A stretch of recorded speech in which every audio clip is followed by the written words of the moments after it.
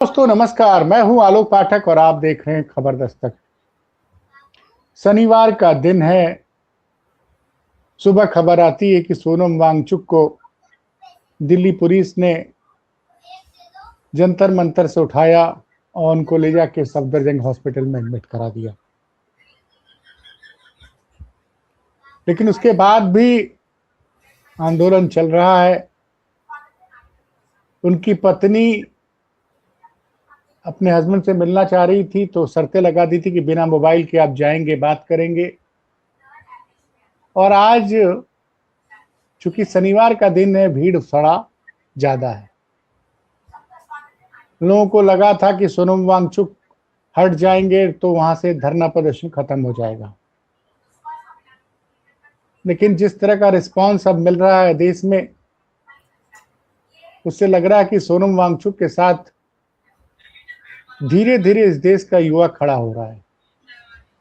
धीरे धीरे की बात मैं इसलिए कह रहा हूं क्योंकि सोनम वांगचुक कोई अपनी लड़ाई नहीं लड़ रहे थे, न कोई राजनीतिक लड़ाई लड़ रहे थे। उनका किसी राजनीतिक दल से कोई लेना देना नहीं। उनका सिर्फ यही मुद्दा है कि भाई पेपर लीक रुकना चाहिए,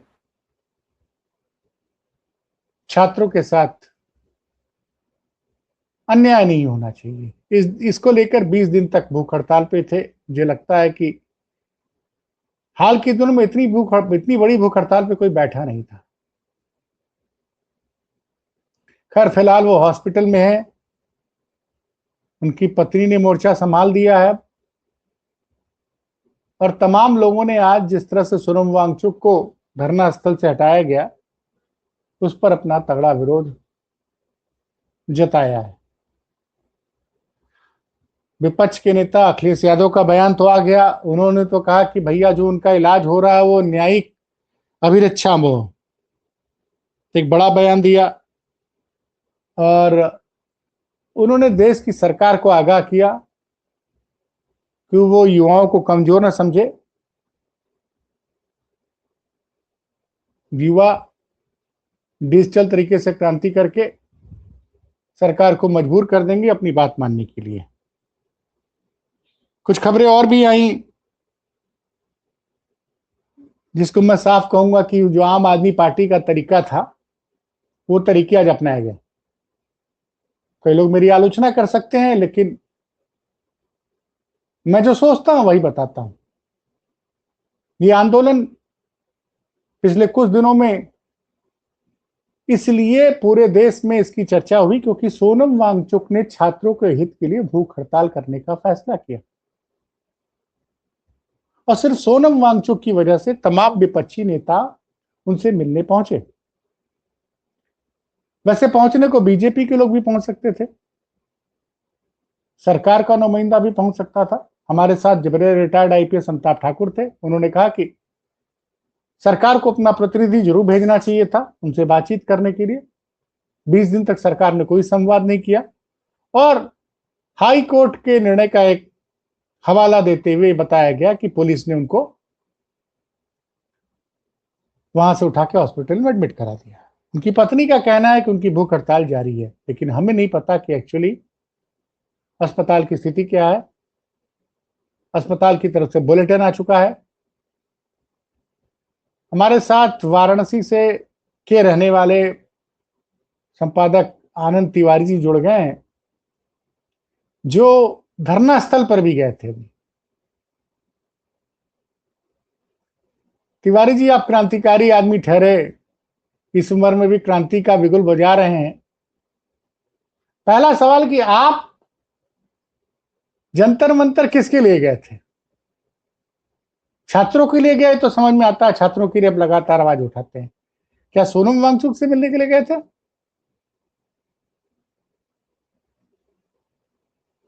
आवाज नहीं आ रही। जाहिर सी बात है कि इस समय जंतर मंतर का मतलब होता है कि छात्र हितों के लिए और खास करके जो छात्र हमारे शहीद हो गए, मर गए, असमय मर गए, उनमें बिल्कुल बहुत बड़ी बात आपने उठाई है। बिल्कुल बड़ी बात। ये पेपर लीक के चलते बहुत से छात्रों ने अपनी जान दे दी, जिस वो हमारे पर देश का भविष्य हो सकते थे और थे आज की तारीख में भी। और वो ऐसे बच्चे हैं जिनको देश की राजनीति से और क्या हो रहा है इससे कोई मतलब नहीं है। आज के युवा को तारीख राजनीति से क्या मतलब, उसको तो पढ़ना लिखना कैरियर बनाना है। आज के तारीख का छात्र जो है वो अपना कैरियर ओरिएंटेड है, वो अपना देखता है और दिन रात मेहनत करता है, लगा रहता है। और ये तो ऐसे बच्चे हैं कि कंपटीशन की तैयारी करते हैं, मतलब उनके दिमाग में वो सपना है कि हम आईएएस बनेंगे, पीसीएस बनेंगे, हम देश को जो सर्वोच्च सेवा हो सकती है वो देखने का सपना उनके दिमाग में है। तो जाहिर सी बात है वो क्रीम्ड है, वो कोई आम छात्र नहीं है, वो विशिष्ट छात्र हैं। और ऐसे छात्रों का तो संरक्षण किया जाना चाहिए, ऐसे छात्रों का तो उनको जितनी भी सुविधाएं हम ज्यादा से ज्यादा हो सके दिया जाना चाहिए, ताकि उनका हौसला कभी पस्त न हो। लेकिन पिछले दिनों से आप उठा करके देखिए, इनका केवल और केवल हौसला पस्त करने का काम किया गया है। हमारे छात्र छोटे छोटे कमरों में बैठ करके दिन रात मेहनत करके उनके माता पिता गार्जियन किन स्थितियों में उनको यहाँ पैसा भेजते हैं और उनको रहने की अपना व्यवस्था करते हैं, अपना पेट काट करके, वो एक तरीके से अपने परिवार के, अपने क्षेत्र के, अपने गांव का सपना है वो उनके सामने। वो ये पूरा गांव, वो पूरा क्षेत्र उनके ऊपर गर्व करता है कि हमारा बच्चा गया है कंपटीशन में तो वहां से आईएएस बन के निकलेगा, पीसीएस बन के निकलेगा, अच्छा आगे काम करेगा और हमारे क्षेत्र का नाम रोशन करेगा। लेकिन उन बच्चों को किन स्थितियों में, आप सोचिए कि वो एक चिट्ठी लिखे होंगे, पत्र लिखे होंगे अपने माँ के नाम और पंखे से लटक गए बच्चे, उनके लिए जो भी आवाज उठ रही थी, आवाज उठी थी, हम उनके लिए गए थे, हम उनके लिए हम उनको देखने के लिए गए थे कि आखिर वो कौन लोग हैं जो उनके हितों का वो संरक्षण करने के लिए इस तरीके से सामने आए। और हम वहां देखे कि एक बड़े से मंच पर सोनम वांगचुक साहब बैठे थे। जाहिर सी बात है सोनम वांगचुक से हमारी पहली मुलाकात थी, ये इस बार हम गए थे, हमारी पहली मुलाकात थी। हालांकि उनके कर्तव्यों से, उनकी कृतियों से तो हम परिचित होते रहे हैं और उनके समर्थन में हम जुलूस निकालते रहे हैं, कैंडल जुलूस निकालते रहे हैं, धरना करते रहे हैं, प्रदर्शन करते रहे, सब करते रहे, लेकिन उनसे मेरी मुलाकात नहीं हुई थी। तो यहाँ उनसे मुलाकात हुई और उसके साथ साथ हमारा था कि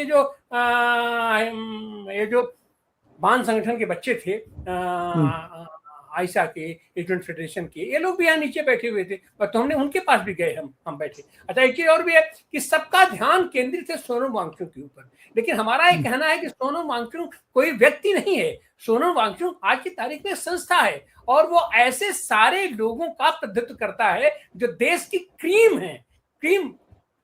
तो सोनम वांगचुक का जीवन मतलब ये हुआ कि जो बच्चे आत्महत्या किए, उन सारे लोगों का प्रतीक अगर माना जा सकता है तो वो सोनम वांगचुक है। इतना वरिष्ठ वैज्ञानिक, इतना वरिष्ठ देश के लिए समर्पित आदमी, देश का वो समर्पित नागरिक, वो अगर बैठा है अनशन पर और उनके समर्थन में बच्चे बैठे हैं, ऐसा के बच्चे, और वो भी कोई सामान्य बच्चे नहीं, सब के सब पीएचडी करने वाले लड़के हैं, पॉलिटिकल साइंस से कर रहे हैं, पीएचडी कर रहे हैं। माने जो शिक्षा की जो पराकाष्ठा हो सकती है, माने ये बच्चे भी, आयशा के भी बच्चे ये निकलेंगे तो ये कहीं प्रोफेसर होंगे, लेक्चरर होंगे, ये पूरे आने वाली पीढ़ी को शिक्षित करने वाले बच्चे हैं। तो ये भी कोई सामान्य बच्चे नहीं है। लेकिन आपकी ये 20 दिन से सब भूखे बैठे हैं और आपको इतनी हमदर्दी नहीं, इतनी सहानुभूति नहीं है कि आप उनसे जाकर के अरे अपना कोई प्रतिनिधि आप भेज दिए होते, वहां जाकर के बात करते। और उल्टे क्या कह रहे हैं कि वो तो राजनीतिक पंच कर दिया है, राजनीति के लोग वहां जाना, माने जब उधर जाए तो भी नहीं, न जाए तो भी नहीं। और उतना ही नहीं, एक आदमी ने तो हद कर दिया, उनका कोई विधायक था, मैं उसका देख रहा था, कह रहे तो चीन का एजेंट है, चीन के लिए काम करता है, चीन के से पैसा खाता है। अरे बेवकूफ कहीं के, चीन तुम्हारे खोपड़ी के अंदर घुस करके गोली दाग रहा है ये तुम्हारी सेना को, और तुम चुपचाप खामोश बैठे हो। 60-60 किलोमीटर तुम्हारे अंदर आकर के घुस के बैठ गया है, तुम शांत खामोश बैठे हो। देशद्रोही गद्दार तो तुम हो, तुम्हारे अंदर, सरकार के अंदर मैं कह रहा हूँ, एक खुलेआम कह रहा हूँ। और उसके बाद वो बेवकूफ कह रहा है कि ये चीन के एजेंट हैं, सोनम वांगचुक चीन के एजेंट है, चीन से पैसा खा करके यहाँ आंदोलन कर रहे हैं। अरे जो चीज सामने दिखाई पड़ रही है, जिससे पूरा देश इस समय आक्रोशित है, और उतना ही नहीं है, इससे इसकी धमक केवल जंतर मंतर पर नहीं है, इसकी धमक पूरे देश के पैमाने पर है। और उसका परिणाम अभी आपने देखा, अभी आप मुंबई देखे, अभी आप बंगलोर देखे, अभी आप पुणे देखे, अभी आप लखनऊ देखे, और अभी कल आपने देहरादून में देखा। देहरादून में वो सभा संयोजित तरीके से न हो सके, उसके लिए क्या क्या दुष्कर्म आपने नहीं किया। जहां आपने उनको वो परमिशन दिया था, बाकायदे फीस जमा थी, आपने ऑल ऑफ सडन उनका परमिशन वहां से काट करके एक गली कूचे में छोटी सी जगह पर आपने उसको कर दिया, और वहां पर आप कंसर्ट करा रहे हैं एक गायिका का, और वो गायिका जिसका इतना लंबा लंबा फीस हुआ करता था, आप उसको मुफ्त में फ्री कर दिए, और उसके बावजूद भी आपके उस मैदान में श्रोता नहीं गया, नौजवान नहीं गया। वो नौजवान कहाँ गया? उन टेढ़ी मेढ़ी पतली दुबली गलियों में कीचड़ को फांकते हुए, भींगते हुए वहां खड़ा हुआ। अब तो तुमको एहसास हो जाना चाहिए कि ये बच्चे क्या ये बच्चे क्या चाह रहे हैं और उनकी संवेदनशीलता क्या क्या है। लेकिन उसके बावजूद भी आपने की, और आज सुबह जिस तरीके का कृत्य वहां किया गया है, चोरों की तरीके से मैं तो कहूंगा। अरे आपको कोर्ट का आपने आदेश करवा लिया था, आप फोर्स लेकर के आप वहां जाते, आप वहां उनको उठा करके ले जाते, चोरी से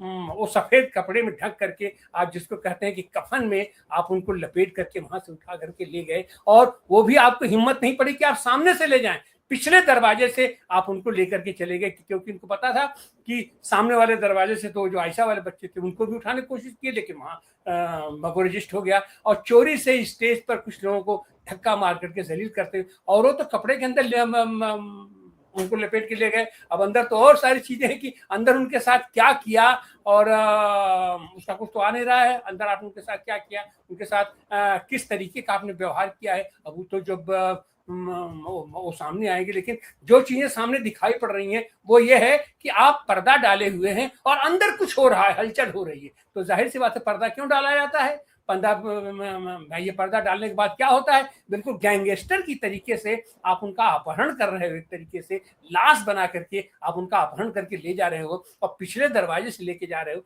ये तो निहायत घृणित काम है। लेकिन एक चीज और है कि ऐसे आंदोलन पर उसको ये लोग रजिस्टर भी करते हैं, और वो आपको रेजिस्टेंस देखने को मिल रहा है। उनकी पत्नी, जाहिर सी बात है कि उनका जीवन संकट में है, तो उनकी पत्नी खास करके, उनकी तो जिम्मेदारी बनती है। उनकी पत्नी ने साफ स्पष्ट कहा है कि हमारे बिना इजाजत के उनका कोई ट्रीटमेंट न किया जाए, क्योंकि इन लोगों का कोई भरोसा नहीं है।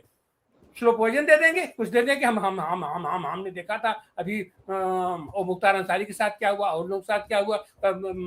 अभिरक्षा में आप सीधे सीधे गोली मार देते हैं। और जब आपका इतना जिम्मेदार आदमी कह रहा है कि वो चीन के एजेंट हैं, देशद्रोही हैं, गद्दार हैं, तो जाहिर सी बात है कि आप उनके साथ कुछ भी कर सकते हैं। आपका कोई विधायक कह रहा है, इसका मतलब आपकी पार्टी कर रही है, आपकी संसदीय पार्टी कर रही है, आप कह रहे हैं। तो ऐसे आदमी के ऊपर क्या भरोसा, क्या विश्वास किया जाए? और ऐसी क्या बात है कि अभी तो 20 दिन होता, 111 दिन अनशन करने के बाद आपने प्रोफेसर GD अग्रवाल को मरने के लिए छोड़ दिया था। 111वें दिन उनका प्राण अंत हुआ, उनके प्राण पखेरु उड़े थे। तो ऐसी क्या बात हो गई कि आप, तो निश्चित रूप से आप समझ रहे हैं, आपके पास इंटेलिजेंसिया रिपोर्ट है कि 20 तारीख को दिल्ली की सड़कें वो सामान्य सड़कें नहीं होगी। 20 तारीख को संसद वो सामान्य संसद नहीं होगी। संसद से लेकर सड़क तक का वो जो उबाल है, उसको आप रोक पाने की स्थिति में नहीं है। और वो उबाल आप दिल्ली में आप रोक सकते हैं, तो आप पूरे देश के पैमाने पर आप उसको नहीं रोक सकते। और हमको तो लग रहा है कि जो कोई भी हल्का फुल्का संवेदनशील होगा, उसके साथ प्रशासन में भी ये लोग ऐसे हरकत करेंगे। और शायद यही कारण था कि वो जो पुलिस कमिश्नर हैं सतीश बोलचा जी को 11 महीने पहले ही उनको वहां से मुक्त कर दिया गया, और उनकी जगह जो तेज तर्रार अपने आप को अनुराग कुमार जी आए हैं, यूपी कैडर के आए हैं। इसका मतलब है कि आपने छटे हुए लोगों को आप वहां लाना शुरू नहीं, वो दिल्ली कैडर के ही हैं। AGMT कैडर होता है, उसमें दिल्ली और अंडमान निकोबार कैडर होता है, उस कैडर के IPS है। हमारे साथ शरद सरन जी जुड़ गए हैं, कर्नल शरद सरन साहब। कर्नल साहब, आपकी पार्टी की पहली अधिकृत प्रतिक्रिया क्या है, पहले ये बताइए। ट्विटर पे मुझे अखिलेश जी की प्रतिक्रिया तो मिल गई, डिम्पल जी की मिल गई, लेकिन आधिकारिक बयान क्या है, क्या सोच है आप लोग के इस मामले में? अब क्या आप लोग छात्रों के आंदोलन के साथ हैं कि सोनम वांगचुक के साथ हैं?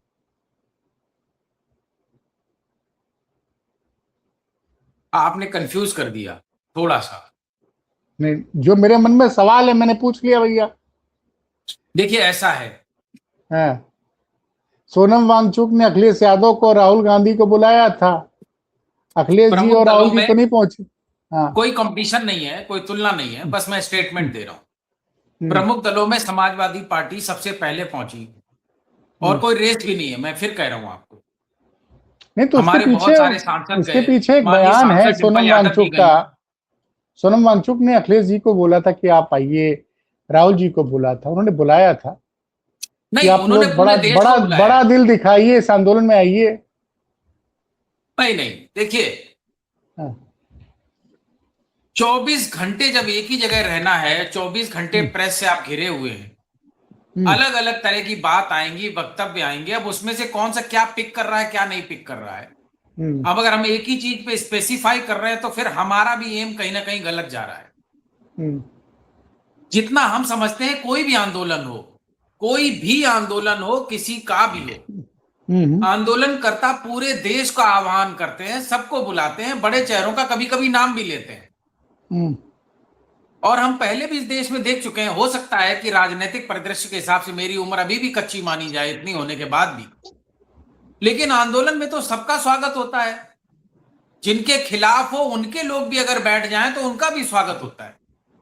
हम्म, और ये एक काल्पनिक सिचुएशन है जिसकी मैं बात कर रहा हूं हम्म, कि अगर इस आंदोलन में भाजपाई आके बैठ जाते, भाजपा के नेता और सांसद आके बैठ जाते, तो क्या आंदोलनकारी उनको भगा देते? उनका भी स्वागत है। मैं आपको ये बात इसलिए कह रहा हूं कि आज हमारे राष्ट्रीय अध्यक्ष जी सुबह से 2 वीडियो ऐसे शेयर कर चुके हैं। एक नौजवान लड़के का है जो कह रहा है कि मेरे पिताजी भाजपा के नेता हैं, हमारे घर में सब भाजपा को वोट देते हैं, फिर भी लेकिन मैं आया।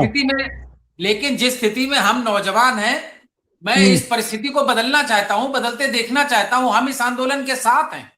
हमारा तो अभी जिंदगी शुरू हुई है। हमारे बुजुर्गों की जिंदगी जहां पे भी, जिस स्तर पे भी हो, हमारी तो अभी शुरू हुई है। अगर इस स्थिति में रहेंगे तो हम थोड़े दिन में ओवर एज हो जाएंगे, किसी नौकरी के लायक नहीं रहेंगे।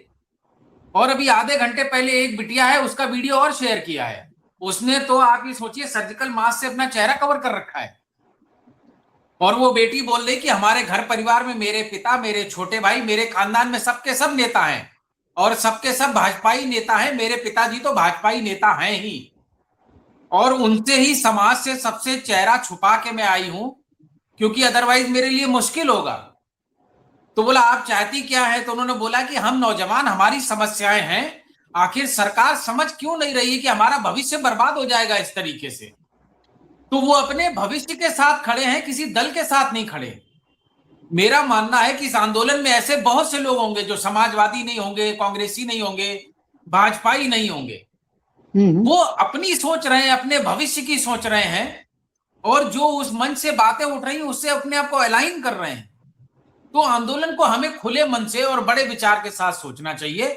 समाजवादी पार्टी बिल्कुल उनका साथ दे रही है। माननीय सांसद डिंपल यादव जी वहां गई हैं।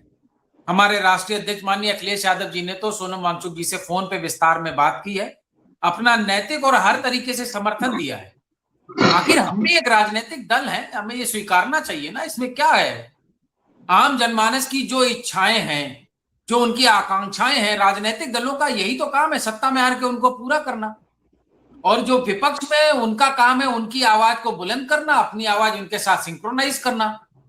तो जो देश का जनमानस और नौजवान चाहेगा, समाजवादी पार्टी स्वाभाविक, मैं तो एक लाइन आगे बढ़ के बोल देता हूं, कोई भी राजनीतिक दल होगा, अगर वो रेलेवेंट रहना चाहेगा तो उसको जनमानस की आवाज के साथ ही अपनी आवाज मिलानी पड़ेगी।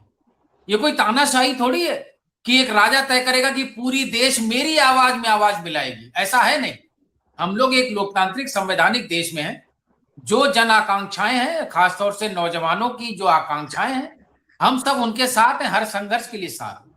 जी, हमारे साथ एक राकेश मनचंदाना जी जुड़ गए हैं, कार्टूनिस्ट है। ये भी आज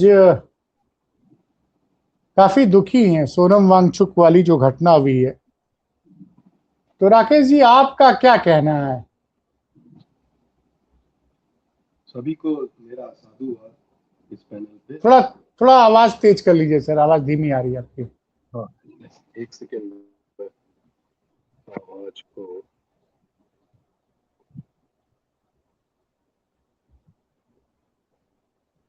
जी हाँ बताएं। अब आप आ रही है आवाज? अब आ रही है। जी सबसे पहले तो मैं किसी एक पॉलिटिकल पार्टी को बिलोंग नहीं करता हूँ, भारतीय हूँ और कई देश विदेश में भ्रमण किया है और अब वापस आया हूँ। और मुझे ये लगता है कि जिस तरीके पे बातचीत चल रही है, जो एक भूख हड़ताल का तरीका है या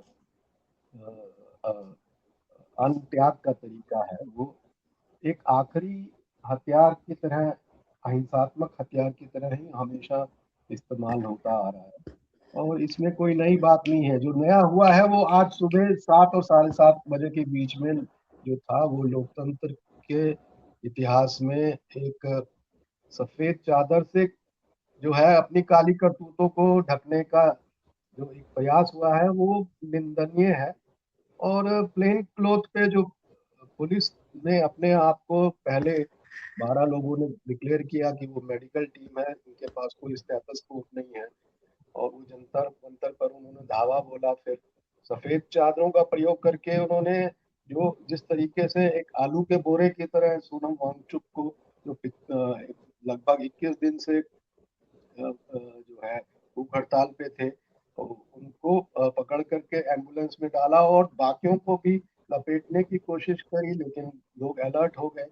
तो मुझे लगता है कि जो हाई कोर्ट के आदेश का बहाना दिया गया, तो हाई कोर्ट का आदेश ये नहीं कहता कभी भी कि स्वास्थ्य के देखभाल में जो है वो आप बिना स्ट्रेचर के, बिना डॉक्टर्स के, बिना स्टेथोस्कोप के पहुंचते हैं।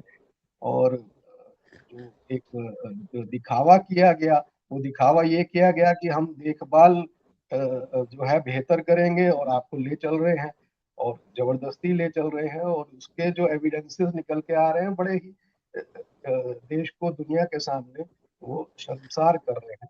बस एक यही चिंतन था मेरा।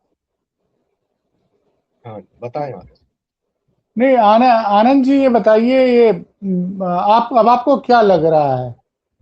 क्योंकि देखिए, मैं बहुत ज्यादा आशावादी नहीं हूं, मैं सच बोल रहा हूं, क्योंकि ये इतना बड़ा मुद्दा है देश के युवा। और ये मैंने एक आंदोलन को सक्सेसफुल होते हुए देखा है, पेपर लीक के अगेंस्ट। मैं इसको पेपर लीक का ही आंदोलन मानता हूं, क्योंकि मुद्दा बनाया था अभिजीत दीपके ने। हाँ, अभिजीत दीपके को लेके मेरी अपने कुछ रिजर्वेशन है, वो बिल्कुल स्पष्ट है, मैं कई बार दे चुका हूं, बता चुका हूं। लेकिन सोनम वांगचुक ने जो मुद्दा उठाया है, उसके बाद आपको लगता है कि 20 पहली बात तो आप समझ लीजिए कि जब संसद का सत्र चल रहा होता तब आप कोई मार्च लेके वहां नहीं जा सकते, इतना आसान नहीं है भाई। कल दिन में अचानक से पुलिस कमिश्नर को बदला गया। कर्नल शरद सरन साहब हमारे साथ हैं, 20 साल आर्मी में रहे हैं। अचानक से एक ऐसे आदमी को जो आईबी में डेपुटेशन पे था, उसका डेपुटेशन कैंसिल करके उसको अपने होम कैडर में भेजा जाता और दिल्ली पुलिस का कमिश्नर बनाया जाता है। और जैसा भाई साहब ने बताया कि मेडिकल टीम के नाम पे वो लोग पहुंचे और किस तरह से पूरा वेल सिंक्रोनाइज्ड था। मेरी साथी पत्रकार ममता त्रिपाठी जो कह रही लिखी है, जो हम लोग मानते हैं कि सिस्टम के पास इतने हाथ पांव होते हैं जो आपको नजर नहीं आते हैं। उन्होंने टाइमिंग बड़ी सही चूज की थी, सुबह का समय के टाइमिंग, कि रात, लोग सोचते हैं कि रात को कुछ ऐसा होगा, तो रात भर उन्होंने कुछ नहीं किया। अर्ली मॉर्निंग आए, जब पता चला कि स्टेज पे कोई नहीं है, चुपचाप आए, और मुझे लगता है 10 मिनट में सब कुछ उन्होंने वाइंड अप कर दिया। लेकिन अब आगे क्या? ठीक है, आज दिल्ली में, जो कि मैं तमाम दोनों तरफ की रिपोर्ट्स पढ़ रहा हूं, यहां सबसे बड़ी बात यह है कि आपको दोनों रिपोर्ट को फिल्टर करके समझना पड़ेगा कि सच क्या है। मैं तो वहां नहीं हूं, और जंतर मंतर मैं अच्छी तरह जानता हूं, 4-5 हजार से ज्यादा की कैपेसिटी नहीं है उसकी। तो नारेबाजी चल रही है। ये मोदी जी की स्ट्रेटजी बहुत अच्छी है कि जंतर मंतर में मेरे खिलाफ 20 दिन से प्रदर्शन चल रहा है, मैं तो बड़ा डेमोक्रेटिक हूं। लेकिन सरकार जो गेम खेल रही है वो ये नहीं चाहती है कि छात्रों की नाराजगी को विपक्ष मुद्दा बनाए। वो विपक्ष से इनिशिएटिव क्रिएट करने के लिए उसने अपना एक अपोजिशन खड़ा किया है। मैं तो साफ साफ बोल रहा हूं, वो नहीं चाहती कि इस मुद्दे पे राहुल गांधी कुछ करें, अखिलेश यादव कुछ करें। वो एक अपना अल्टरनेटिव थर्ड फ्रंट खड़ा कर रही है ताकि कंफ्यूजन हो जाए। अब आपको क्या लग रहा है, आज जिस तरह से पुलिस ने उनको उठाया, वो पहुंचे, ठीक है, उनकी पत्नी बयान दे रही है, लेकिन it all boils down to single thing कि पब्लिक का क्या रिएक्शन आ रहा है। क्या उनकी गिरफ्तारी के विरोध में लखनऊ में कोई मार्च हुआ? देहरादून में गिरफ्तारी, मैंने गलत शब्द बोल दिया, सरकार को आपत्ति हो जाएगी। जिस तरह से उठाया गया उस पर कहीं मार्च हुआ? कहीं आपने देखा? जी देखिए, यह तो सरकार का काम ही है कि वो किसी भी आंदोलन को जैसे एन केन प्रकारेण उसमें विघटन पैदा करना, उसमें दुराव पैदा करना, उसके प्रति विश्वास पैदा करना, वो सारा काम ये कर रहे हैं। और जाहिर सी बात है कि ये जो काकरोच जनता पार्टी बनकर के आई है, ये तो मजाक मजाक में बनी है। तो उसमें बच्चे निहायत नॉन पॉलिटिकल बच्चे हैं और नए बच्चे हैं, आंदोलन का उन्हें कोई बहुत अनुभव नहीं है, या अगर अनुभव है भी तो उनको डिजिटल आंदोलन का उनको अनुभव है और उस हिसाब से अपना काम कर रहे हैं। और ये इनके क्रिएटेड है, इसीलिए कुछ ऐसे काम भी उन्होंने किए। अब जैसे एयरपोर्ट से ही उनको उठा लेना, उनको तत्काल परमिशन दे देना कि लोगों के बीच ये भ्रम जाए कि नहीं नहीं ये तो हमारे ही बच्चे हैं, हमारे संरक्षण में आंदोलन हो रहा है। लेकिन जब आंदोलन चलता है, अगर धारा कहीं फूटती है तो वो फिर धारा कब कैसे विकराल रूप ले लेगी, आप उसको हैंडल नहीं कर सकते हैं। और ये आक्रोश है, बच्चों का आक्रोश है, छात्रों का आक्रोश है, युवाओं का आक्रोश है, पूरे देश का आक्रोश है। आप ये जो जंजार उठा है, आप उसको और उनके उस आंदोलन को, उस नॉन पॉलिटिकल आंदोलन को, उस नॉन सीरियस आंदोलन को मैं तो कहूंगा, उसको जब वामपंथी दल के ये स्टूडेंट्स कैडर और यूथ उसके साथ जुड़ गया तो एक उसकी क्रेडिबिलिटी बनी कि नहीं नहीं ये लोग चाहे जो जैसे। अरे तिवारी जी, जब आप बोलेंगे वामपंथी ना तो फिर तो वही आ जाएगा एक नैरेटिव जो सोशल मीडिया में खड़ा किया जा रहा है। ठीक ठीक, नहीं वो लोग चाहे जो अपना नरेशन करें, लेकिन ये है कि वहां विद्यार्थी संगठन ऑल इंडिया ऐसा ऑल इंडिया स्टूडेंट एसोसिएशन होगा या फिर लेफ्ट के लोग हैं। बात सही है। कर्नल शरद खान साहब, ये बताइए कि एक चीज आपको लगता है, ये पेपर लीक के खिलाफ तो कांग्रेस आंदोलन कर रही थी, समाजवादी छात्र आंदोलन कर रहे थे। इलाहाबाद में, प्रयागराज में, जिसका नाम चूंकि बार बार हम लोग पुराने जमाने के लोग हैं, इलाहाबाद निकल जाता है, योगी जी ने उसका नाम प्रयागराज कर दिया है। इलाहाबाद में छात्रों ने, उसमें समाजवादी छात्र सभा भी थी, एक पेपर लीक खिलाफ रैली निकाली। उस रैली के बाद आपकी पार्टी के 2 छात्र नेताओं को जेल भेज दिया गया। उसमें दोनों को हाई कोर्ट से जमानत मिल गई, तो एक के खिलाफ पुराना केस करके उसको, मेरे बाद जो जानकारी अभी अपडेट नहीं आई, उसको फिर लखनऊ में बंद कर दिया गया। तो अभी जबरिया रिटायर्ड आईपीएस सुबह हमारे साथ थे, वो कह रहे थे कि जब समाजवादी पार्टी का लड़का जाएगा कि हमको आंदोलन करना है, परमिशन दे दीजिए, तो उसको लाठी डंडा मार के भगा दिया जाएगा, या हम जो है जबरिया रिटायर्ड आईपीएस जाएंगे, परमिशन मांगेंगे, हजरतगंज को कुछ करने को नहीं मिलेगी। तो आपको नहीं लग रहा है कि आपके जो युवा संगठन आंदोलन कर रहे थे और अखिलेश यादव बार बार पेपर लीक की आवाज उठा रहे थे, राहुल गांधी आवाज उठा रहे थे, उसको काउंटर करने के लिए जिस तरह से एक बहुत क्लियर कट, अभिजीत दीप के आते हैं अमेरिका से, हल्ला मचता है कि उनको परमिशन मिलेगी नहीं मिलेगी, पता चला एयरपोर्ट पहुंचते एक सीनियर आईपीएस अधिकारी उनको परमिशन दे देता है, पुलिस की गाड़ी में साफ फ्रेश होके वहां पहुंचते हैं और 3 बजे तक धूप आती है तो धूप में पस्त हो जाते हैं, उसका चले जाते हैं। फिर वो लखनऊ भी आते हैं, लखनऊ में भी मैंने देखा, इको गार्डन में था, जंतर मंतर के मुकाबले 10 गुना ज्यादा भीड़ थी लखनऊ के इको गार्डन में, यहां भी वीआईपी ट्रीटमेंट। तो ये क्या आपको लग नहीं रहा है कि ये आंदोलन सरकार ने खड़ा किया है कि विपक्ष के आंदोलन को कमतर करने के लिए और छात्रों के बीच में फूट डालने के लिए? बड़ा स्पष्ट और सीधा।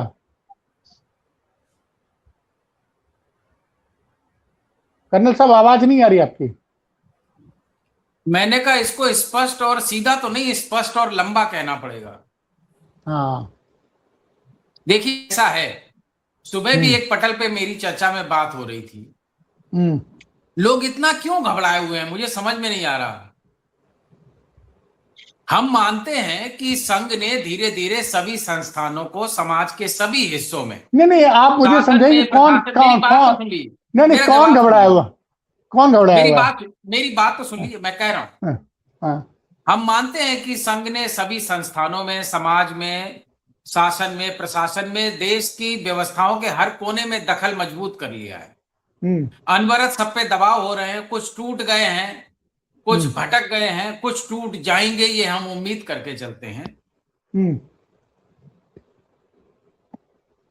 आवाज नहीं आ रही सर आपकी। मेरी आवाज आ रही है आपको अभी? अब आ रही है। मैंने कहा सांसद और विधायक तो वो खाली झोला लेके आते हैं और भर के लेके चले जाते हैं, ये सब सही है। अब आप कल्पना कीजिए, वैसे खुद का नाम नहीं लेना चाहिए, मैं अपना ही नाम ले लेता हूं।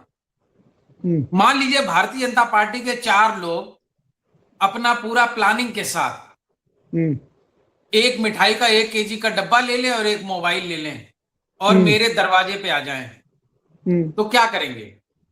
दरवाजा खोलेंगे, बिठाएंगे, चाय पिलाएंगे, विदा करेंगे और वो वीडियो सब जगह चला दिया जाए। तो क्या उस वीडियो का इंटरप्रिटेशन हर व्यक्ति अलग तरीके से करेगा कि नहीं करेगा? कोई कहेगा देखो ये सदाचार है, बना रहना चाहिए समाज में। कोई कहेगा विज्ञान। हम तो छोटे मोटे कार्यकर्ता हैं, किसी बड़े नेता का आप बताओ, उसका नाम ले लें, उसके साथ भी तो ये हो सकता है ना।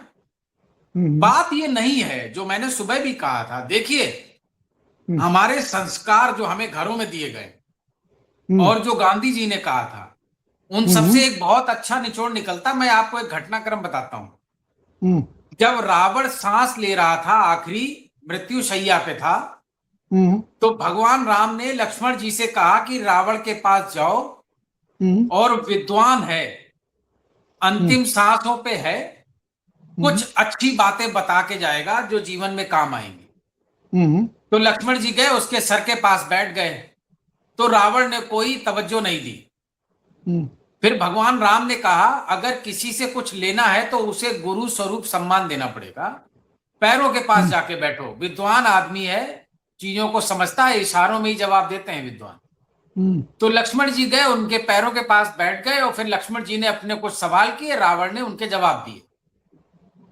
अब आप ये बताइए, क्या आप बता देंगे लक्ष्मण रावण के उसमें शामिल हो गए? मैं अब इसी को वर्तमान जमाने में ले आइए। अगर छात्रों के लिए कोई संघर्ष कर रहा है तो हम छात्र संघर्ष की बात कर रहे हैं या व्यक्ति की बात कर रहे हैं? आप व्यक्ति की बात मत करिए, आप आंदोलन की बात करिए।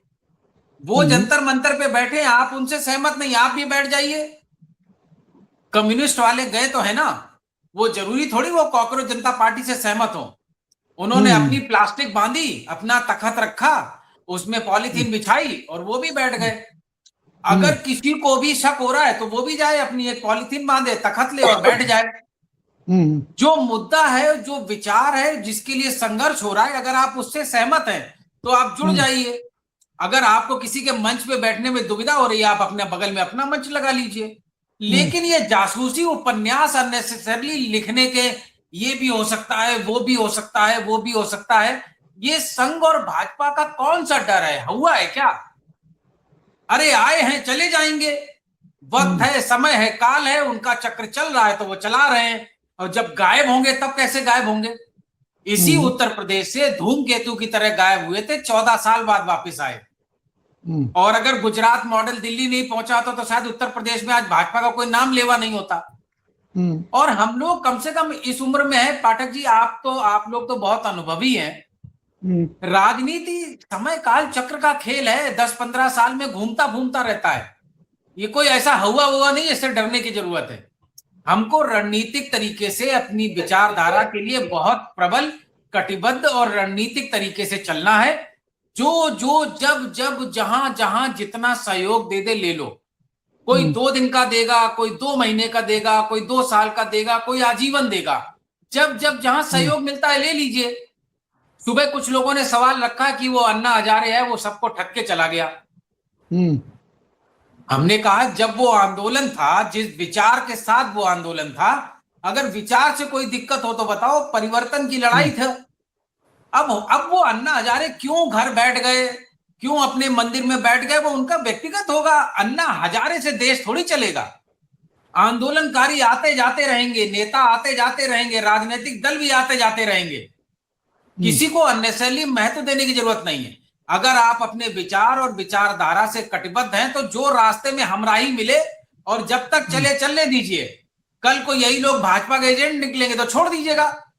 कोई हमारी उनसे शादी ब्याह हो गया है कि 7 जन्म का फेरे लग गए हैं कि अब हम उनको ढोना पड़ेगा। और जब लोगों का अन्ना हजारे से विचार हट गया तो अन्ना हजारे गुमनाम है ना, अभी कौन नाम लेने वाला है। कुछ लोग केजरीवाल जी के आंदोलन से सहमत थे, जब केजरीवाल जी ने पार्टी बनाई तो वो असहमत हो गए, बोला हम गैर राजनीतिक लोग हैं, राजनीतिक नहीं बनेंगे, वो केजरीवाल के खिलाफ हो गए। हम लोग समाजवादी हैं, हम अपने स्थापना काल से कहते आ रहे हैं हमारा सामाजिक न्याय हमारा मुद्दा है, और समाजवाद की प्रस्तावना के साथ हम निकले हैं इस राजनीतिक और सामाजिक हिसाब से।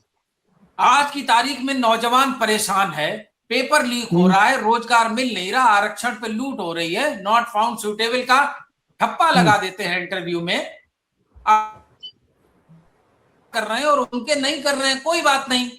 हो सकता है कि भाजपाई यही एक अय्यार एक विभेद पैदा कर रहे हो, हमें आपस में एक दूसरे को उलझा रहे हो और शक शुबा पैदा कर रहे हो। आप उनकी पिच पे क्यों जाके खेल रहे? हम अपनी अपनी रणनीति अपने तरीके से चलेंगे। आज हमारा नौजवान हमसे कुछ अपेक्षा रखता है, हम उसके साथ हैं। कोई इस आंदोलन में गद्दारी करेगा, हम उसको किनारे कर देंगे। किसी की बपौती नहीं है, विचार और विचारधारा की लड़ाई है। जी नहीं, सवाल ये उठता है कि राजेश जी, आपसे सवाल है मेरा कि अब इसका क्या भविष्य देख रहे हैं आप? क्या सोनम वांगचुक ने जिस चीज के लिए भूख हड़ताल की है उसका असर देश की युवाओं पर पड़ेगा? क्योंकि देखिए, ये मैं बड़ा स्पष्ट बात जानता हूं, हम सभी लोग एक डिल्यूजन में जी रहे हैं। डिल्यूजन में इसलिए जी रहे हैं कि सच ये है कि मैं बतौर पत्रकार चाहता हूं कि हर 5 साल बाद सरकार बदले। ये मेरी व्यक्तिगत राय है। हर 5 साल बाद सरकार बदले, किसी भी दल को पूर्ण बहुमत न मिले, ये मेरा व्यक्तिगत राय है। क्योंकि जब आप किसी पार्टी को बार बार जीता देते हैं वो तो तानाशाह बन जाता है। लेकिन एक डिल्यूजन सा मन विपक्ष के मन में आ गया, एक सपना देख रहा है वो कि जैसे नेपाल में हुआ, जैसे श्रीलंका में हुआ, वैसे बांग्लादेश में हुआ, वैसे हिंदुस्तान का जनजीबी सड़कों पे आएगा और मोदी जी को सत्ता छोड़ के जानी पड़ेगी। क्या ये संभव है? जी, आपने काफी गहरा सवाल उठाया है। और क्योंकि सर आप कार्टूनिस्ट हैं, कार्टूनिस्ट बहुत कम शब्दों में कुछ स्केचेस के जरिए अपनी बात कर देता है सर। जी जी जी, देखिए, पहले तो हमें जो डे टू डे उपवास रखते हैं और जो भूख हड़ताल रखते हैं और जो सड़क पर बिना उपवास बिना भूख हड़ताल के अपनी नाराजगी जाहिर करते हैं और चाहते हैं कि जो गवर्नेंस है उसकी बात सुने, वो तीनों अलग अलग हैं, लेकिन उन तीनों में एक समानता ये है कि जो तीनों हैं वो आखिरी पड़ाव है, आखिरी हथियार है। जो जो आपका उपवास है उसमें आंतरिक शांति की बात है और भूख हड़ताल भी इंसाफ का आखिरी एक चीख है। लेकिन जो व्यवस्था इंसाफ देने में पूरी तरह से नाकामयाब हो रही है, तो तीनों का एक ही लक्ष्य है कि शासन को जो है वो गवर्नेंस को विवश किया जाए कि वो न्यायप्रिय हो, उसको न्याय याद आए और जीवन को बेहतर सुख का संतुलित मौका मिल सके। और जो भारत देश है, सबसे पहले हमें ये देखना पड़ेगा कि भारत देश जो है वो विचारों का कुंभ है। अब जब हम ये बात कर रहे हैं तो हम ये भी देख रहे हैं कि जब यहाँ पर विचारों के बहुत से शेख चिल्ली है, विचारों से ही आगे बढ़ना चाहते हैं, विचारों के ही हम सब विश्व गुरु हैं, लेकिन हमारी जो रिसर्च एंड डेवलपमेंट है, वो जो लेबोरेटरीज हैं वो इतनी कमजोर है कि उसके अंदर जो है 100 रुपए में सिर्फ 65 पैसे का ही फंड जो है वो लागू होता है। इस पे मैंने एक कार्टून बनाया था, वो मुझे याद अरे आया। आप क्या कह रहे हैं, 100 रुपए में 65 पैसे का फंड, मतलब 1% भी नहीं है। 1% भी नहीं है। और वो जो उस पे भी गिद्ध नजरें जो होती हैं वो शासन प्रशासन की इस तरह होती हैं कि वो ये चाहते हैं कि हमारी जो जो संस्कृति में गौ माता है वो ऑक्सीजन को एक्सहेल करती है, तो क्यों ना ऑक्सीजन ऑक्सीजन को एक्सहेल करने का एक्सपेरिमेंट जो हॉस्पिटल में गैस सिलेंडर्स को गौ माता से रिप्लेस किया जाए। लेकिन ये सब मजाक की कहने की बातें हैं, ये पॉसिबल नहीं है। लेकिन ऐसा अंधा काम जो है वो लगातार किया जा रहा है। ये और व्हाट्सएप हमारी यूनिवर्सिटी पे बहुत बड़ा कटाक्ष किया आपने। जी जी जी। तो हाँ, इस तो इस इस छत्र छाया में, इस जो विचारों के कुंभ में जो है, हाँ। मुझे डार्विन थ्योरी जो है, जिसको एनसीईआरटी की किताबों से खदेड़ करके बाहर निकाला गया है, उस डार्विन थ्योरी ने क्या कहा था? उस डार्विन थ्योरी ने साफ साफ ये कहा है कि जो हर इंसान है उसका शरीर अलग है, अलग अलग है। जैसे दो गुलाब एक जैसे नहीं है, दो जुड़वा बच्चे पैदा हो एक जैसे नहीं है, दो पत्तियां एक जैसे नहीं है। हमारी जो जो कुदरत है उसकी जो फैक्ट्री में दो चीजें एक जैसी पैदा हो ही नहीं सकती। इसीलिए जो एक एक कहावत है कि जो 80 दिन तक इंसान जो है वो भूखा रह सकता है, और बिना पानी पिए वो 8 दिन तक रह सकता है, लेकिन बिना सांस लिए 180 सेकंड भी जिंदा नहीं रह सकता।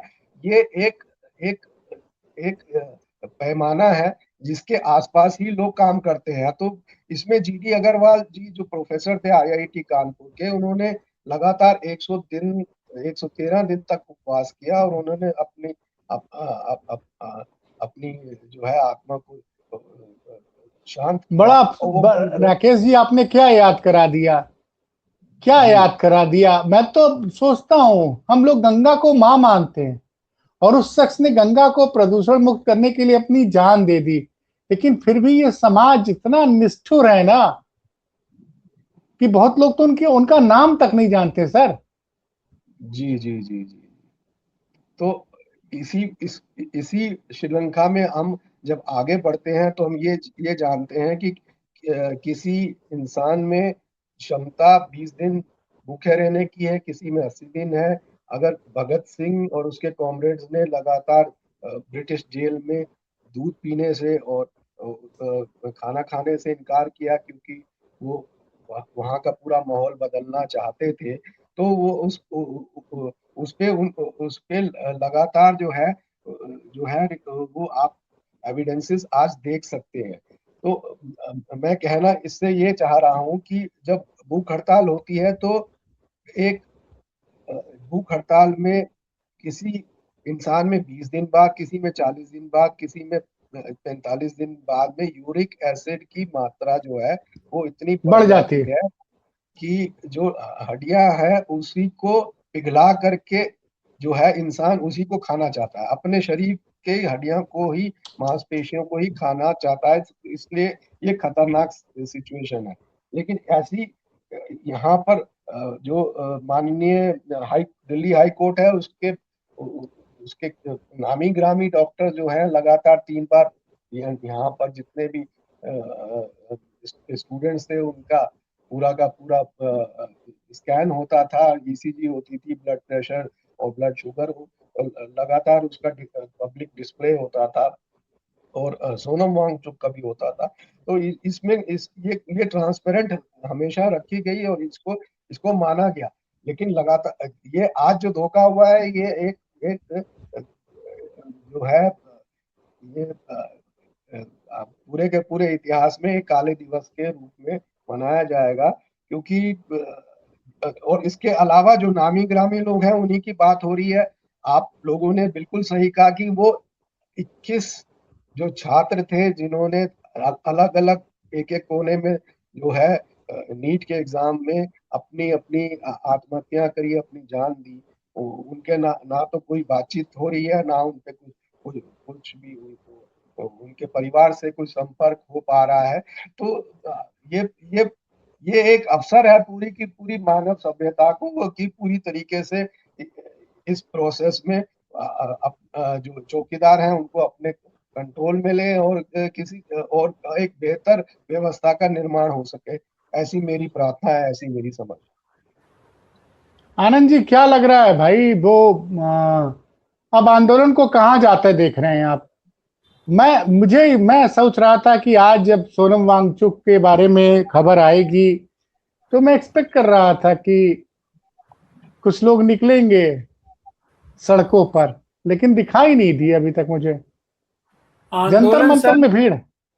आंदोलन सर अपने गति से आगे बढ़ रहा है हाँ। और इतना स्पष्ट है कि आंदोलन तो सिंबॉलिक आंदोलन था, ये सब लोग जानते हैं कि एक कोई आदमी 20 दिन से भूख हड़ताल पर है और वो बता रहे थे अभी हमारे साथ राकेश जी, मुझे नहीं पता था, इन्होंने कितनी स्टडी किया कि बहुत अच्छी बात कही कि जब एक स्टेज से ज्यादा भूख हड़ताल पे करते हैं तो हड्डियां गलने, यूरिक एसिड बढ़ जाता है और उसके बाद आदमी हड्डियों को खा के जिंदा रहता है, मतलब शरीर ही शरीर को खा रही है।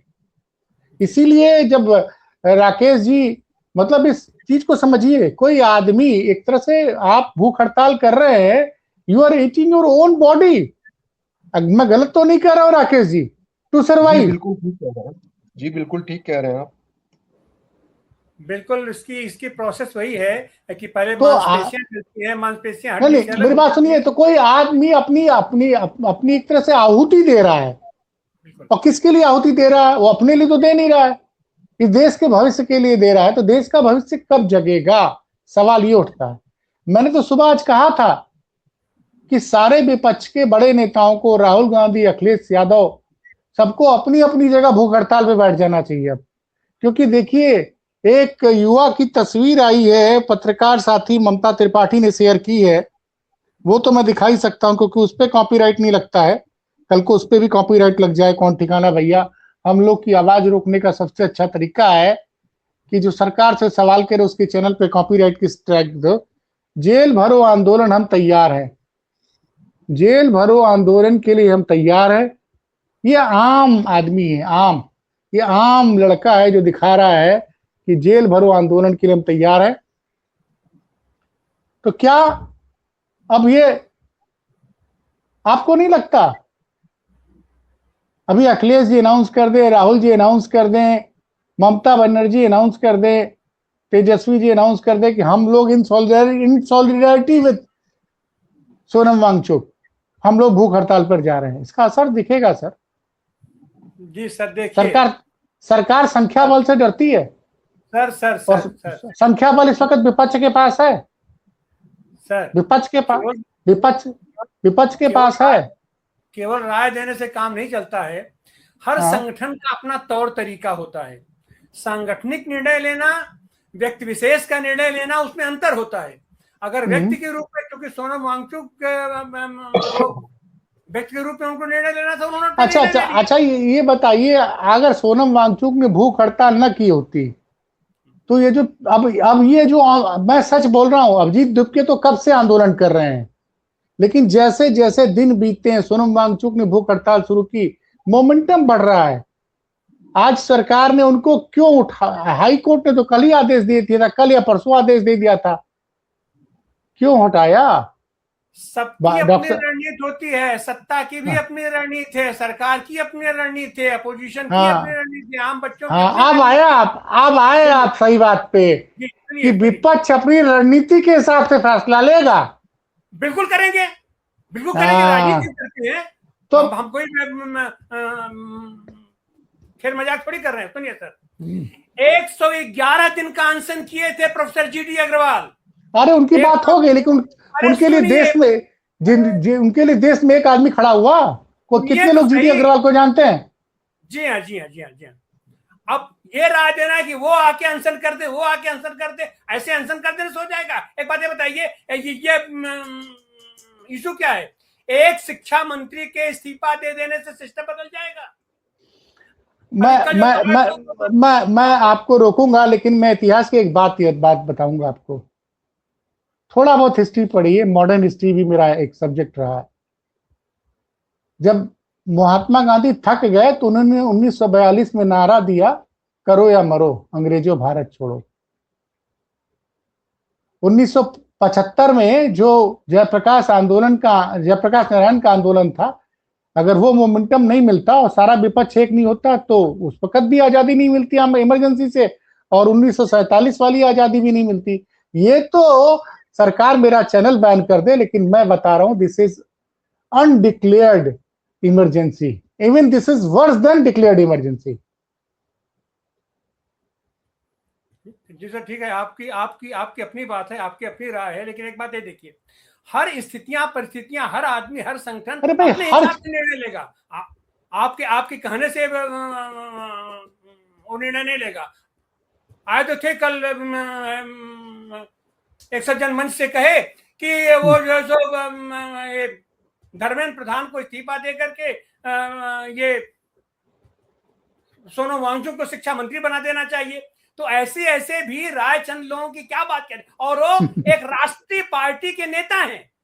सोनम वांगचुक को शिक्षा मंत्री सोनम वांगचुक कैसे बनेंगे? भारतीय जनता पार्टी ज्वाइन कर लें, उनके सांसद बनेंगे तब तो बनेंगे। तो अब तो अगर यह काम करना है तो आप भी तो एक शिक्षा का मॉडल लेकर के आए थे, आप चले जाइए भारतीय जनता पार्टी, आप ज्वाइन कर लीजिए, आप वहां एजुकेशन मिनिस्टर बन जाइए, आप वहां चीफ मिनिस्टर बन जाइए। राय देना, दिमाग खप्तुल हवास लोगों का राय देने का कोई मतलब बनता है? अरे राजनीतिक पार्टियां हैं, उनके अपने सिद्धांत हैं, उनका अपना विचार है, उनकी अपनी निर्णय प्रक्रिया है, वो अपने निर्णय प्रक्रिया से लेंगे और वो लोग लेंगे, वो लोग ले रहे हैं। संसद के अंदर सबसे बड़ी चीज है कि इसकी लड़ाई सड़क पर भी होगी और संसद में भी होगी। जिसकी जहां जितनी ताकत है, जिसकी जहां जितनी, सबके हम निर्णय थे। अब जैसे समाजवादी पार्टी ने निर्णय लिया है कि वो इनके साथ भी रहेंगे और संसद में भी लड़ेंगे, तो जिसकी जहां सबकी अपनी स्ट्रेटजी होती है। हमारे अपने राय से कोई भी खड़ा होकर के राय दे दे, बहुत बड़ा राय दे दिए कि उनको इस्तीफा देकर के सोनम वांगचुक को आप एजुकेशन मिनिस्टर बना दीजिए, इससे समस्या का समाधान हो जाएगा। या अगर केवल धर्मेंद्र प्रधान हट करके, इसके पहले जो वो स्मृति ईरानी थी, एजुकेशन मिनिस्ट्री थी, उनको हटा करके इनको बना दिया गया, इनको भी हटा करके किसी और को उसको बना दिया जाएगा। तो निश्चित रूप से यह जो आंदोलन है, यह केवल धर्मेंद्र प्रधान के हटाने का आंदोलन नहीं है, यह पूरी सिस्टम को हटाने का आंदोलन है। और अंततः उसका लक्ष्य है कि इस सरकार को हटाइए, अगर इस व्यवस्था को आप हटाना चाहते हैं तो। लेकिन हर चीज का प्रोसेस होता है, यह एक आंदोलनात्मक प्रोसेस है, ये एक सिंबॉलिक आंदोलन था और उसको लेकर के सोनम वांगचुक बैठे हुए हैं। अब मैं आता हूं आपकी तरफ, मैं आता हूं कर्नल शरद सरन साहब। कर्नल शरद सरन साहब, जब कई चीजों पे सवाल पूछा जाता है, अगर मैं पिछले 20-25 प्रेस कॉन्फ्रेंस की बात करूं अखिलेश यादव की, उनसे किसी मुद्दे पे सवाल पूछा था तो ज्यादातर कहते हैं सरकार बदलिए, बिल्कुल सरकार बदलिए तभी समाधान होगा। मोदी जी की सरकार 240 की सरकार है, मैं आज भी इसको 240 की सरकार मानता हूं, क्योंकि टीएमसी के 20 सांसद टूटे जरूर है, लेकिन वो बीजेपी में शामिल नहीं हुए, उन्होंने एक अलग आइडेंटिटी बना रखी है। तो अगर विपक्ष ऑल आउट क्यों नहीं जाता है भाई, क्यों नहीं आप ऑल आउट जाते हैं? क्योंकि यहां जरूरत है सिस्टम को पूरा ओवरऑल करने में, और सिस्टम को ओवरऑल तभी होगा जब सरकार बदलेगी, क्योंकि यही लोग, यही टीम रहेगी तो सरकार, तो सिस्टम तो बदलेगा नहीं भाई।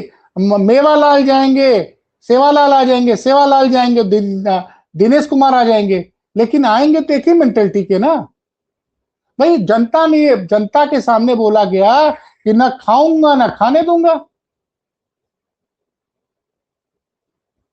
तो जनता के समझ में नहीं आया था कि ना खाऊंगा ना खाने दूंगा बात नहीं है, आप लोग नहीं खाएंगे, सिर्फ 2 ही लोग खाएंगे।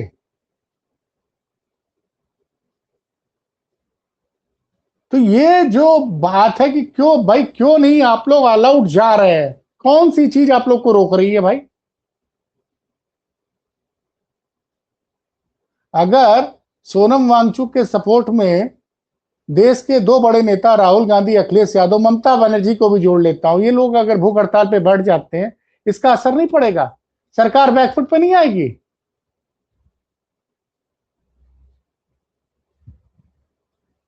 विपक्ष के पास 235 सांसद हैं साहब। किससे पूछ रहे हैं? मैं कर्नल शरद सरन से पूछ रहा हूं। मैं बोलूं? हाँ बिल्कुल जी, देखिए ऐसा है, हम लोग तो जीवन में जो लीडरशिप है, जो भी है, व्यक्तिगत बात कह रहा हूं, हम लोग फौज से सीख के आए हैं। आम आदमी से आप पूछेंगे फौज की लड़ाई का मतलब ये है कि गड्ढा खोदना, राइफल में उसमें मैगजीन में कारतूस भर के लगाना, दुश्मन का इंतजार करना, उसके बाद ठाए ठाए। नहीं, जो ऐसे थोड़ी ज्यादा वार मार होती है। लेगा, जो ज्यादा मार लेगा वो झंडा फहरा लेगा, विजयी पताका फहरा लेगा, वो विजयी। ऐसे वार थोड़ी लेकिन होती है, आप भी जानते। लेकिन स्ट्रेटजी। लेकिन वॉरफेयर हाँ बहुत ही टेक्निकल इशू है, बहुत हाँ टेक्निकल इशू है। और इतना टेक्निकल इशू है कि ईरान अमेरिका वॉर में क्या हुआ वो आपने देख लिया। हाँ। देश के पास साधन अधिक हो, संसाधन अधिक हो, पैसा हो, ज्यादा ताकतवर हो, बड़ी वो फौज मायने हो, नहीं रखता है, युद्ध में इस मायने नहीं बात की रखता है। गारंटी नहीं कि आप जीतेंगे। हम्म और मेरे को 5 साल अभी सामाजिक जीवन में हो गया है। हम्म राष्ट्रीय अध्यक्ष जी की कृपा दृष्टि रही, हमको जिम्मेवारी दी, हम लोग काम कर रहे हैं। सबसे पहली चीज जो हमने पहला सबक सीखा है वो ये सीखा है कि किसी भी राजनीतिक कार्यकर्ता या नेता को आजीवन विद्यार्थी मुद्रा में चलना चाहिए, क्योंकि राजनीतिक परिवेश करीब करीब पूरे समाज को जोड़ के बनता है। और इस समाज में रोज ही कुछ ना कुछ ऐसा होता रहता है जो पहले जिसके शायद उदाहरण ना हो। तो हम बजाय सिखाने के सीखने की मुद्रा में रहें, पहली चीज। दूसरा, पॉलिटिक्स भी एक प्रोफेशनल आउटफिट, एक प्रोफेशनल इकोसिस्टम में पार्टी करती है। मतलब ऐसा नहीं है कि नई बुलेट खरीदे, चौराहे पे गए, पान मुंह में पान दबाए और नेताजी प्रणाम, जलवा कायम। ये राजनीति नहीं है, ये गली मोहल्ले का जलवा हलवा हो सकता है, आम आदमी कर लेता है। पॉलिटिक्स एक बहुत प्रोफेशनल काम है। इसमें आपको अनुभव और एक्सपोजर के बिना, अध्ययन के बिना, चिंतनशील लोगों, जागृत लोगों के साथ बैठ के रणनीतिक अनवरत चर्चाएं, कौन किस क्षेत्र का एक्सपर्ट है उनके साथ उस डोमेन पे काम करना, 10-20 साल लग जाते हैं एक बेसिक प्रोफार्मा समझने में। ये इतना कॉम्प्लेक्स स्ट्रक्चर है पॉलिटिक्स। जितने भी राजनीतिक दल हैं वो जितना अपने ऊपर ध्यान देते हैं उससे अधिक दूसरे दलों पर ध्यान देते हैं कि कौन सा दल कैसे क्या काम करता है, उसकी क्या ताकत है, क्या कमजोरियां हैं, उसका स्वॉट एनालिसिस करता है। बहुत सारा पैसा खर्च करता है जनमानस के बीच से, विचार क्या बन रहे हैं, सोच क्या है, भविष्य में वो क्या अपेक्षाएं रखते हैं, इसकी जानकारी में बहुत सारा साधन संसाधन लग जाता है। तो मैं ये मानता हूं कि जितने भी देश में गंभीर राजनीतिक दल हैं वो अच्छी तरह से जानते हैं कि कौन कौन दल कब कब क्या क्या कर रहा है और वो स्वयं उसके लिए क्या उनको करना चाहिए। हर राजनीतिक दल के पास एक बहुत बड़ा इकोसिस्टम होता है इस पे काम करने के लिए। हम जैसे लोग तो एक छोटा सा तिनका भर है उस विचार का। अब मैं आपको इस परिप्रेक्ष्य पे ले आता हूं, उस सागर से वापस सुई और धागे पर। हमारे राष्ट्रीय अध्यक्ष जी लगातार कहते आ रहे हैं कि भारतीय जनता पार्टी और संघ से छुटकारा पाने का मात्र एक रास्ता है, क्योंकि हम एक लोकतांत्रिक और संवैधानिक देश में रहते हैं। जब तक इनके हाथ से सत्ता और ताकत नहीं छीनेंगे, आप इनके इरादों में इनको नहीं हरा सकते। इसलिए वो कम से कम 6-8 महीने से कह रहे हैं कि उत्तर प्रदेश का आगामी चुनाव देश में लोकतांत्रिक व्यवस्था से चुनाव का संभवतया आखिरी चुनाव होगा अगर समाजवादी इसको नहीं जीत पाते हैं तो। इसका सीधा मतलब है मैं ये बिल्कुल नहीं, मैं ये बिल्कुल नहीं मानता। 1 मिनट और दीजिए, मैं आपके सवाल का जवाब दूंगा। मैं बस ये कहना चाहता हूं, उनका कहना यह है कि उत्तर प्रदेश में सिंगल पॉइंट एजेंडा है हमारे पास, भारतीय जनता पार्टी को सत्ता से हटाना है मार्च 2027 में। लखनऊ से ही दिल्ली का रास्ता आएगा और दिल्ली से ही संघ का और भाजपा का डिब्बा बंदी की कार्रवाई हो सकती है। नहीं, इससे मैं सहमत हूं कि यूपी में अगर सत्ता बदल गई तो केंद्र की सत्ता बदलना तय है जी। अब इसके लिए क्या प्रयास करने हैं वो सामने वाले को देख के तय करना पड़ता है। जो हमारा विरोधी है, अय्यार है, देश के हर संस्थान में, हर साधन में उसका पूरा हाथ डूबा हुआ है। पैसे की कमी नहीं है, ताकत की कमी नहीं है, विचारशील लोगों की कमी नहीं है, संगठन की कमी नहीं। हमको अपने उनके संसाधनों से नहीं लड़ना है, हमको अपनी ताकत से लड़ना है। हमारे पास क्या साधन है, क्या संसाधन है, कैसे कार्य करना है, कैसी टीम।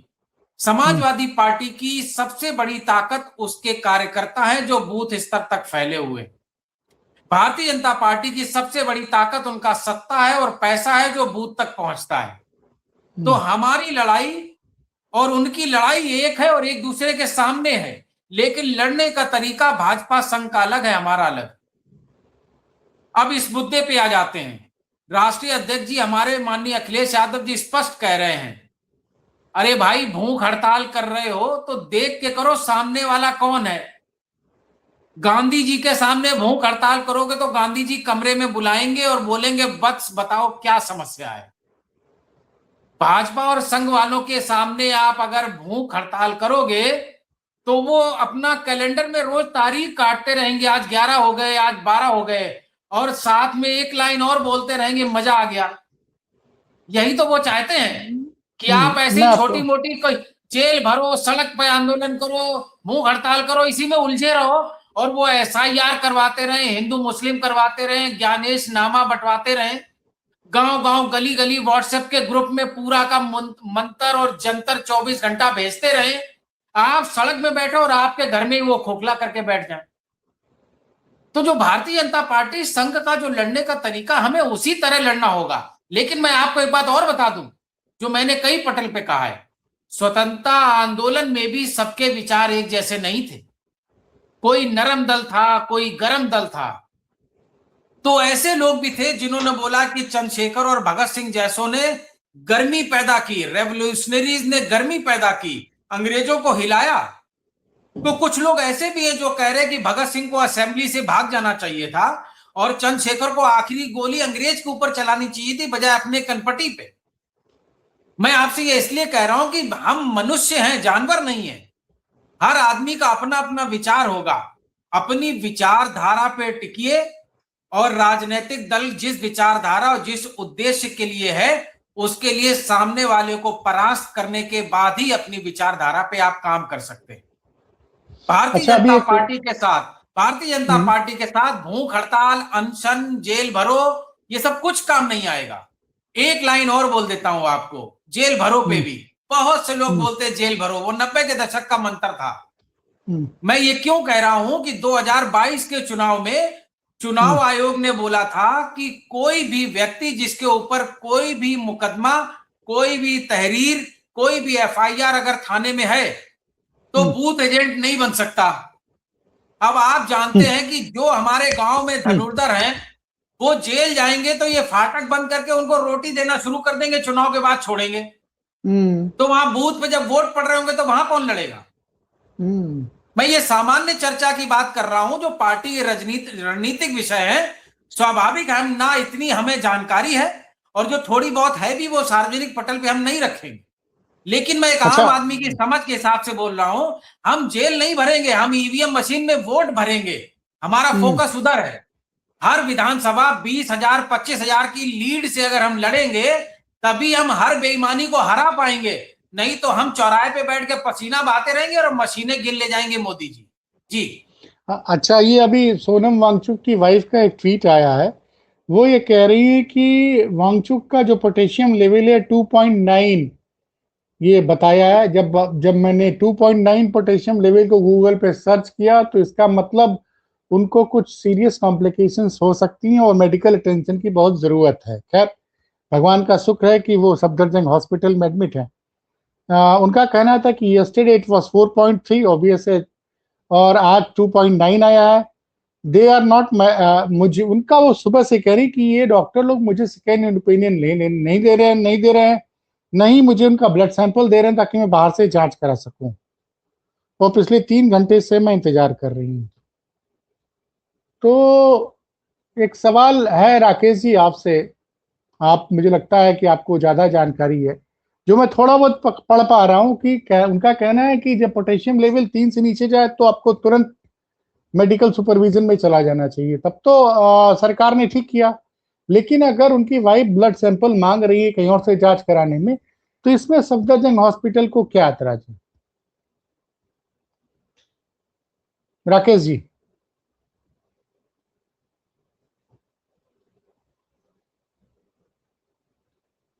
आपकी आवाज नहीं आ रही है। हाँ, अब आ रही है ना? अब आ रही है। हाँ। देखिए, काफी गहरा आपने प्रश्न पूछा, काफी इंटेलिजेंट क्वेश्चन है। और ये जो लेबोरेटरी के डॉक्टर्स हैं, जो इसको स्टडी करते हैं, वही इस पे बेहतर बातचीत कर सकते हैं। लेकिन ये एक मान्यता है कि इस लेवल का इस्तेमाल किया गया है।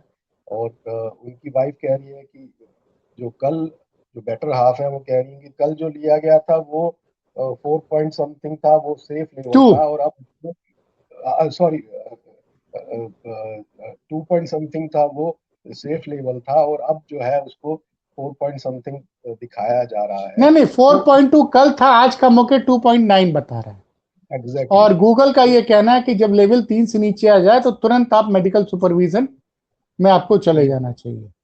तो अगर ये डाउट किसी बंदे के बेटर हाफ में आया है, तो उसके पास में एज ए ह्यूमन राइट्स उसके दो ऑप्शंस होने चाहिए कि वो उनका ब्लड सैंपल लेकर के उसका एक और जांच कहीं और से भी कराए। और अगर वो सेटिस्फाइड नहीं है, मैं भी लगातार इस चीज को फॉलो कर रहा हूँ सुबह से, तो उनकी वाइफ गीतांजलि सेटिस्फाइड नहीं है, उसको उनको शंका है, सच है, क्योंकि वो इतने साधारण और इतने अच्छे लोग हैं कि उन्होंने लगातार आर्टिकल 370 पर मिठाइयां बांटी थी, मोदी जी की जय जयकार की थी, फिर भी बिना कारण के 170 दिन तक उनको जेल में ठूसा गया था, जिनका नाम सोनम वांगचुक है, जिसको पूरी दुनिया जानती है कि उन्होंने क्या क्या अच्छे साइंटिफिक और इन्वायरमेंटल काम किए हैं। इस बैकग्राउंड में अगर उनके दिमाग में चीजों को परखने की बातचीत है, तो उनको फ्रीली ये